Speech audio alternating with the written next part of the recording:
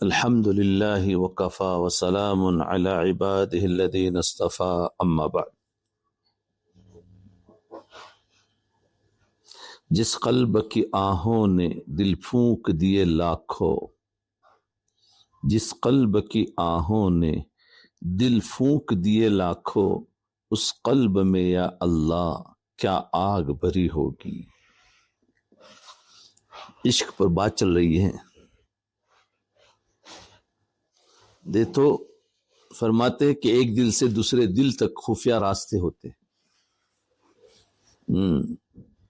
اس کو اس مثال سے سمجھو کہ اگر دو چراغ جلا دیے جائے تو ان دونوں چراغوں کے اجسام تو الگ الگ ہے، لیکن ان کی روشنی فضا میں مخلوط ہے، اندر اندر راہیں ہے، جسم الگ الگ ہے لیکن ان کا فیض ایک دوسرے سے ملا ہوا ہے۔ ان چراغوں کی روشنی میں کوئی حد فاصل نہیں ہوگی کہ یہ روشنی فلاں چراغ کی ہے اور یہ فلاں کی ہے۔ اسی طرح مومنین کے اجسام بھی الگ الگ ہوتے ہیں، لیکن جب باہم مجالست ہوتی ہے، اس لیے فرمایا اجتماعیت اس امت کا سب سے بڑا ضروری کام ہتھیار ہے، کیونکہ اجتماعیت میں سب کے جسم ایک ہوتے ہیں تو اس میں سب میں سے جو روشنی نکلتی ہے اس سے لوگوں کا روک پڑتا ہے۔ اجتماعیت، اسی لیے یہ لوگ جو نکالتے ہیں، باہر نکلتے ہیں حکومت کے لیے، تو اس میں سب جمع زیادہ سے زیادہ ہوتے ہیں۔ یہ اس میں یہ حکمت ہوتی ہے کہ اس میں سے ان کو ایک چیز نکلتی ہے جس کی وجہ سے وہ گھبراتے ہیں۔ دو چار آئیں گے تو کوئی نہیں پوچھے گا۔ تو اجتماعیت، اس طرح مومن کے اجسام بھی الگ الگ ہوتی ہے، لیکن جب باہم مجالست ہوتی ہے تو ان کے دلوں کے انوار اس فضا اور مجلس میں ایک ہو جاتے ہیں۔ اس لیے جو اجتماعات ہوتے تھے تبلیغی، اس میں یہی چیز ہوتی تھی کہ وہ نور پھیلتا تھا دور دور تک، ان کی بستیوں میں کہ دلوں تک جاتا تھا، فضا میں مجلس میں ایک ہو جاتے، یعنی تفرق اجسام کے ساتھ تفرق کے انوار نہیں ہوتا ہے، انوار بڑھتا جاتا ہے، نور بڑھتا جائے گا۔ ابھی ایک جھومر ہے، دوسرا یہاں لگاؤ، تیسرا ادھر لگاؤ، چوتھا ادھر لگاؤ، پانچواں ادھر، تو جتنا جلاتا جاؤں گا کیا ہوگا؟ اور روشنی کیا لگے گی۔ جسم الگ الگ ہے لیکن اتنی روشنی بڑھی تو ایسی نورانیت والے جمع ہوں گے تو وہ نور بڑھے گا، اور وہ نور ان کی قلوب میں جا کر اثر کرتا ہے، اس لیے وہ ڈرتے ہیں۔ شر والے جمع ہو جائیں گے تو اس سے شر لوگوں پر پڑے گا، جس کی وجہ سے خوف میں آ جاتے ہیں کہ پتہ نہیں کیا بھی کر ڈال رہی۔ تو جو بھی ہے، تو بہرحال یہ جمع ہونے کا جو بھی ہے وہ ایک اس کا اثر رکھتا ہے۔ اسے اللہ تعالیٰ نے جو تبلیغی کام شروع کیا تو انفرادی نہیں تھا، وہ اجتماعی شروع کیا کہ بھئی کہیں بھی جاؤ تو اکیلے نہیں جاؤ، کم سے کم 3 ہو اور زیادہ زیادہ 10 ہو۔ دیکھو کہ بھول گئے، میں سمجھا اب زمانہ ہو گیا ہے تبلیغ میں سے نکلو، میں نے کہا زیادہ زیادہ کتنے ہو؟ بولے وہ تو یاد ہی نہیں رہا۔ یہی بتاتے تھے نا، کم سے کم تو اجتماعیت کے ساتھ جا۔ ابھی 10 آدمی کسی دکان پر جائیں گے تو وہ بھی بیچارہ ڈر جائے گا، پتہ نہیں یار 10 لوگ کیوں آگے، تو وہ ویسے ہی باہر آ جائے گا، بھائی بولو کیا ہے، تو اس لیے فتح تھے۔ لیکن اب کیا ہوا، وہ کم ہوتے ہوتے ہوتے 2-3 تک ابھی رہ گئے ہیں۔ ابھی 10 تک شاید ہی کوئی جاتا ہو، نہیں جاتا۔ تو یہ اس کا اثر پڑتا تھا، تو اجسام کا اثر پڑتا ہے۔ اللہ تعالیٰ نے اس کام کو شروع کیا جس میں اجسام کا اثر پڑتا ہے، اس لیے ہر جگہ پر 10 آدمیوں کی جماعت، 8-10 اس سے کم نہیں۔ اسی طرح حضرت شارع علیہ السلام نے باہمی مشورے کا جو حکم ارشاد فرمایا ہے، اس میں من جملہ اور حکمتوں کے یہ حکمت بھی ہے کہ ایک مومن سے جب 10 مومن جمع ہو گئے تو اب 10 چراغوں کی روشنی ایک چراغ کی روشنی سے کہیں زیادہ ہو جائے گی، اور اس تیز روشنی ایمان اور یقین میں صحیح حقیقت کا انکشاف ہو جائے گا۔ اس لیے ہفتہ واری مشورہ ہے، روزانہ مشورہ ہے، بھائی زیادہ زیادہ لوگ بیٹھے۔ تو ورنہ اگر اس سے بہت بڑا کام ہے، لیکن اب کیا ہو گیا، اب وہ کام ہی کام نہیں رہا، بس ایک کھانا پوری ہو رہی ہے، ورنہ اگر ان نیت اور ان صفات کے ساتھ کام کرے بہت زبردست. اس لیے ہفتہ واری میں پورے محلے والے زیادہ آوے تو اس کا اثر پڑتا ہے، اس کے حالات پتہ چلتا ہے، پھر ایک پورے علاقے کا، پورے ضلع کا مشورہ ہوتا ہے، پھر پورے ہند کا، کل ہند مشورہ. تو یہ سب ہوتے تھے. پھر عالمی مشورہ جس میں سارے عالم سے لوگ آتے تھے. تو خیر، صالحین کے گروہ سے مشورہ کرتے رہو. مشورہ کرنا سنت ہے. صالحین کے گروہ سے مشورہ کرتے رہو کہ حضور صلی اللہ علیہ وسلم پر بھی مشورے کا حکم نازل ہوا. حضور تو امیر ہے، جو چاہے کر سکتے، لیکن پھر بھی فرمایا تم بھی مشورہ کرو. اس میں امت کو سبق بھی سکھایا. وَشَاوِرْهُمْ فِي الْأَمْرِ أَمْرُهُمْ شُورَى بَيْنَهُمْ.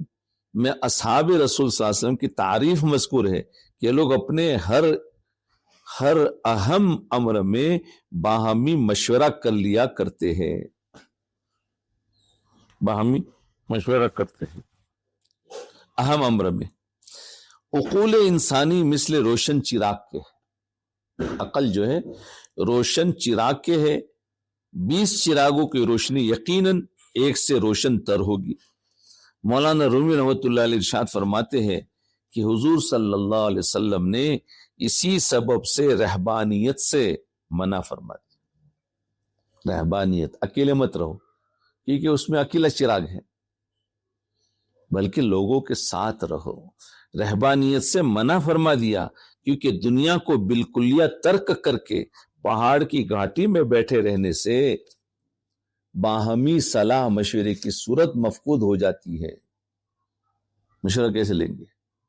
اس لیے میاں بیوی ہوتے ہیں تو ان کے دو کے جوڑ کی وجہ سے بھی بات میں طاقت آتی. یہی دونوں اگر ٹوٹے ہوئے ہیں تو کوئی طاقت نہیں. پھر وہ آپس میں اگر بچوں کے ساتھ مشورہ کرے تو اور طاقت آ گئی، اور اگر اپنے ماں باپ سے بھی مشورہ کر لے تو اور طاقت آ گئی. تو جیسے مشورے میں لوگ بڑھتے جائیں گے طاقتیں بڑھتی جائے گی اور عقل اور تجربہ بھی بڑھتا جائے گا.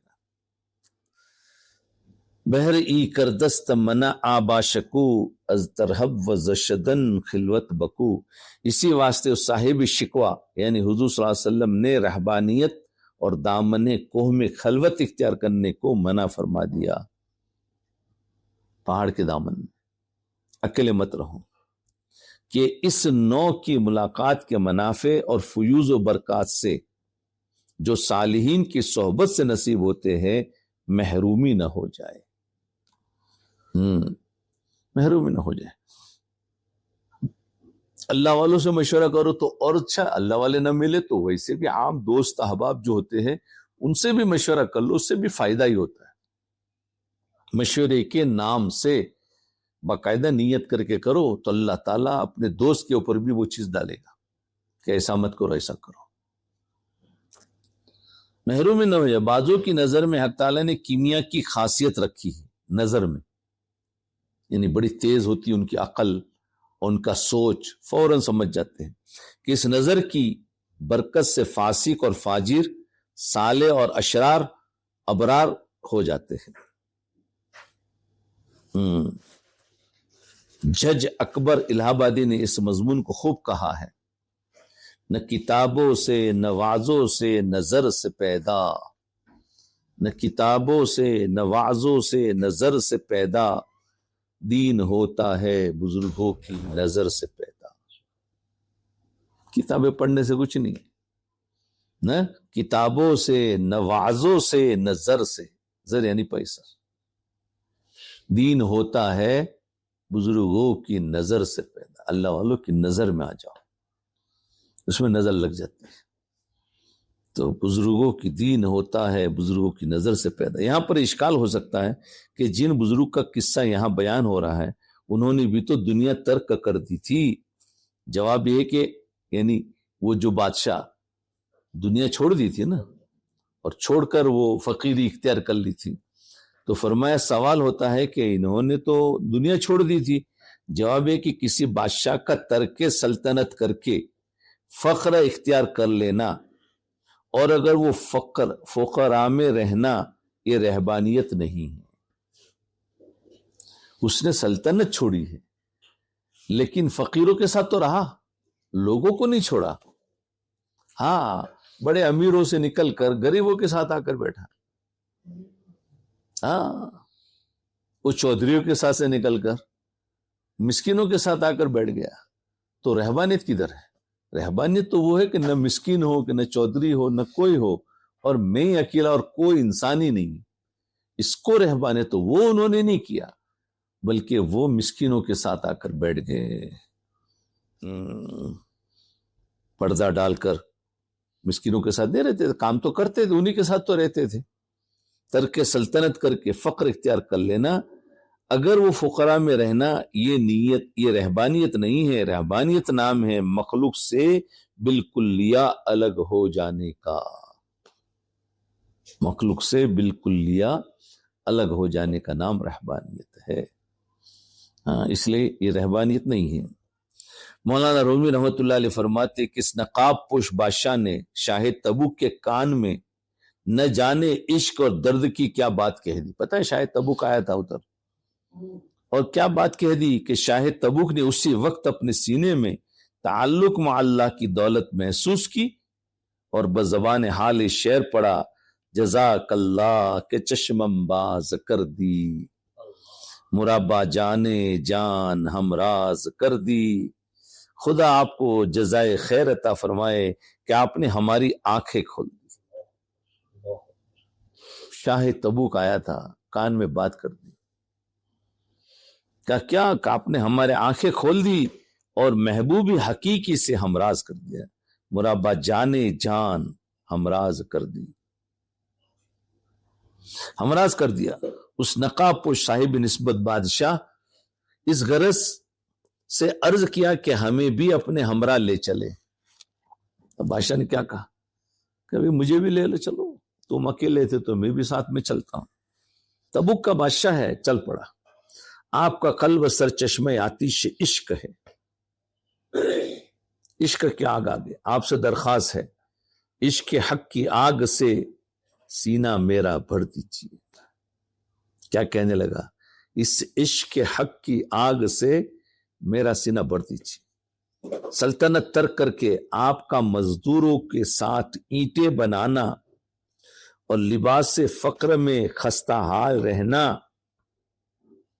اس بات کی دلیل ہے کہ آپ باطن میں کوئی دوسری سلطنت دیکھ چکے ہیں, کہ دوسری سلطنت دیکھ چکے ہیں جس کے سامنے سات دنیا کی سلطنت بھی بیکار ہے.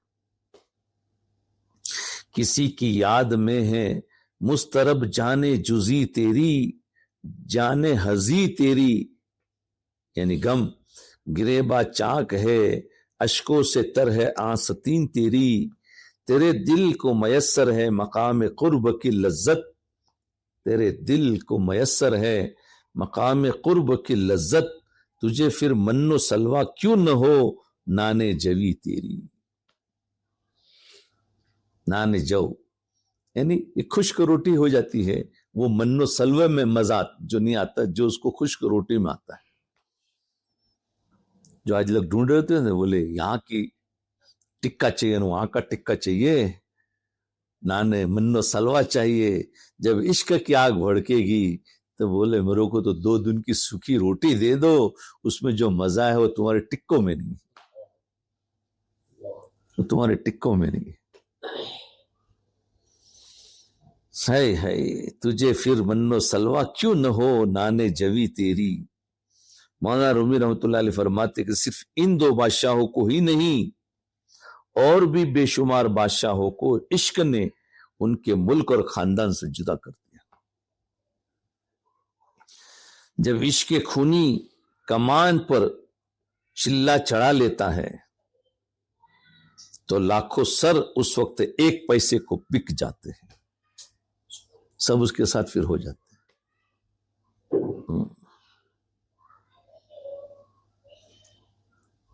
حق تعالیٰ کی محبت میں ایک دفعہ قتل ہونا ہزاروں زندگی سے بہتر ہے. اللہ کی محبت میں قتل ہو گئے. ہزاروں زندگی سے بہتر ہے اور ہزاروں سلطنتیں اس غلامی پر جو عشق حق سے حاصل ہوتی ہے قربان ہیں. اولاً عشق میں اگرچہ مجاہدات سے جسم ویران ہوتا ہے، اولاً عشق میں اگرچہ مجاہدات سے جسم ویران ہوتا ہے، لیکن اس ویرانی میں جب خزانہ نسبت، ویرانی میں خزانہ ملتا ہے، اس ویرانی میں خزانہ نسبت یعنی تعلق مع اللہ جب منکشف ہو جاتا ہے تو عاشق بزبان حال کہتا ہے نیم جاں عشق نے کیا لیکن ہاتھ میں قرب لازوال ہے آج. مجاہدے سے پریشان تو ہو گیا لیکن ایک ڈائمنڈ مل گیا، عشق مل گیا. مجاہدے سے پریشان تو ہوا اور آج کام مجاہدے تھے، اللہ تعالیٰ تو مجاہدہ بھی نہیں کرا، اور ویسے ہی عشق کی دولت دے دیتے، چنگاری دے دیتے تھوڑی تھوڑی، چلتے رہو، وہ اسی کو سنبھالو بجھ نہیں جاوے، اسی کو سنبھالو بجھ نہیں جاوے. زیرو کا بلب ہے، کہیں یہ بجھ گیا تو گئے کام سے. اور ہو سکے تو پھر واٹ بڑھاتے رہو، پھر 200 کا 400 کا 1000 واٹ کا لے آؤ، لیکن زیرو کا تو اللہ نے ویسے ہی دے دیا تھوڑی بہت صحبت میں، بولے چلتے رہو.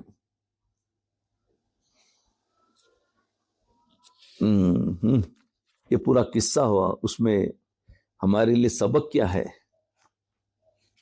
تو فرمایا یہ نفس اگر تو نگاہ تحقیق سے دیکھے تو ریاست و تونگری کے بجائے درویشی اختیار کر لے. یہ نفس اگر تو نگاہ تحقیق سے دیکھے، وہ نظر بھی تو اللہ دیوے نا، وہ نظر ہی نہ ملے تو کیا دیکھوں گے. تحقیق سے دیکھے تو ریاست و تونگری یعنی بادشاہت اور مالداری کے بجائے تو درویش اختیار کرے گا. اکڑنے کے بجائے تو جھکے گا زیادہ. جب تجھے پتہ چل جائے کون سی تحقیق کی نظر سے، تو پھر انسان اکڑنے کے بجائے بولے جھکے گا. بولے جھکنے میں جو مزہ ہے وہ اکڑنے میں مزہ ہے ہی نہیں. یہ تو پتہ نہیں اس لیے اکڑتے، ورنہ جھک جاؤ. جھکنے میں فتح مبین ہے، فتح مبین ہے ہمیشہ. اسی لیے جھک کر غصہ آتا ہے، یہ کر دو وہ کر دو. غصہ آنا برا نہیں، غصے کو نکالو مت، آہستہ آہستہ جھک جاؤ. جھکتے جھکتے جھکتے تمہاری فتح ہوگی، تمہاری فتح ہو گئی، لکھ لو. اور اگر غصے میں تھوڑا سا بھی نکالا تو گئے تم گئے کام سے، کیونکہ یہ بڑھتے بڑھتے تمہیں اپنی طرف کھینچ لے گا. اس لیے آج کل کیا کرتا ہے، لوگ ہمیں غصے کرتے ہیں. حکومتیں بھی فساد کرانے کے لیے غصے کرتی لوگوں کو، پتہ ہے؟ ہاں، بولے ایک مرتبہ فساد کر لے تو پھر ہم سب کو پکڑ سکتے ہیں. غصے میں آؤ، شور کرو، لیکن غصے کو ٹھنڈا ہی کر لو. کیا تو دنیا میں تو فرمایا جو تواضع میں جھکنے میں جو بات ہے وہ اکڑنے میں نہیں ہے. جو مسکنت میں لذت ہے وہ مالداری میں نہیں ہے. مسکنت کا مطلب مال نہ ہونا نہیں ہے. مسکنت کا مطلب ہے کہ وہی تواضع عاجزی ہے، وہ بھی ایک مسکنت ہے. مال کا کہ مال کچھ بھی نہ ہو، ایک دم غریب ہو، یہ نہیں مسکنت.